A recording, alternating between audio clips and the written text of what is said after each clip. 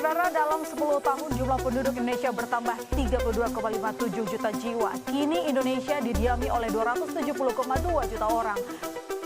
Dan saudara, jumlah kematian akibat COVID-19 di Surabaya, Jawa Timur dalam 2 bulan terakhir terus meningkat. Dampaknya saudara, pemakaman khusus jenazah COVID-19 di TPU Keputih hampir penuh.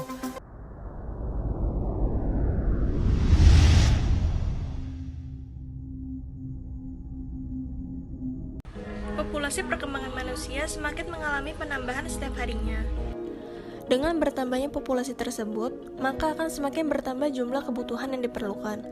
Mengacu data real-time perkembangan penduduk di dunia, yang dilansir Worldometer, jumlah populasi manusia di seluruh dunia sampai Minggu 25 Oktober 2020 mencapai 7,8 miliar. Sedangkan penduduk global tahun lalu berkisar 7,7 miliar atau naik sekitar 1,05%.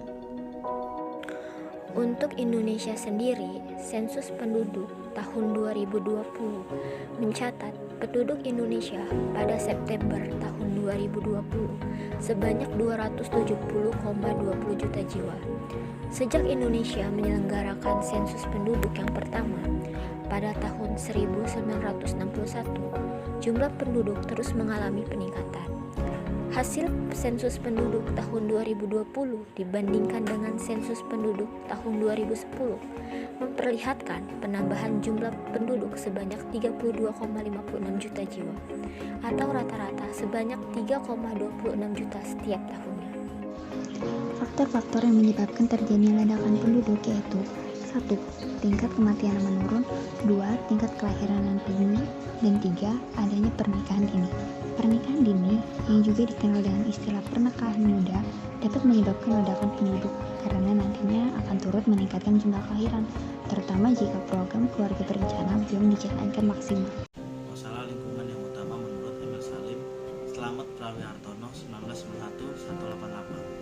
1991-188 adalah ledakan penduduk dan perkembangan teknologi.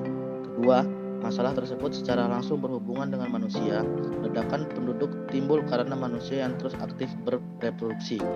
Sedangkan perkembangan teknologi bersumber dari peningkatan kapasitas kemampuan berpikir dan pengembangan metode positif pada diri manusia. Pola kehidupan manusia memang mengalami revolusi besar-besaran. Semakin meningkatnya populasi jumlah manusia, sebagian diantaranya ada yang kurang selaras dengan lingkungan alam, sehingga menghasilkan krisis lingkungan. Kepadatan populasi yang semakin berkembang akan membuat kebutuhan barang dan jasa akan terus meningkat.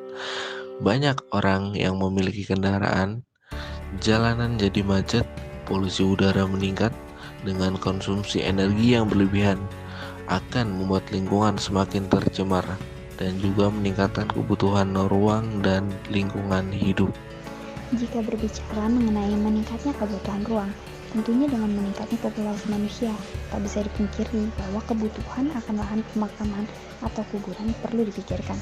Yang kita tahu saat ini, walaupun tingkat kematian lebih kecil dibanding tingkat kelahiran, namun pemakaman atau kuburan yang umumnya bisa menghabiskan banyak lahan akan berdampak pada kehidupan bumi, pada saat di masa yang akan datang dengan keterbatasan lahan dan bertambahnya populasi. Beberapa contoh negara yang sudah mulai kehabisan lahan pemakaman yaitu Inggris. Sebuah survei BBC yang dilakukan pada tahun 2013 menemukan bahwa hampir setengah dari kuburan negara itu bisa kehabisan ruang dalam waktu 20 tahun ke depan. Sementara itu di Cina, pemakaman Beijing telah penuh sejak 2016. Bahkan Jakarta pun mengalami hal yang sama, apalagi semenjak COVID-19, di mana sekarang ada jenazah yang dikuburkan timpang tindih dalam satu liang. Hal tersebut membuat beberapa negara membuat alternatif pemakaman masa depan. Contohnya di Spanyol dan Yunani. Keluarga menyewa ruang bawah tanah di atas tanah yang disebut ceruk. Tempat mayat membusuk selama beberapa tahun. Setelah itu, jenazah dipindahkan ke pemakaman komunal dan ceruk itu disewa lagi.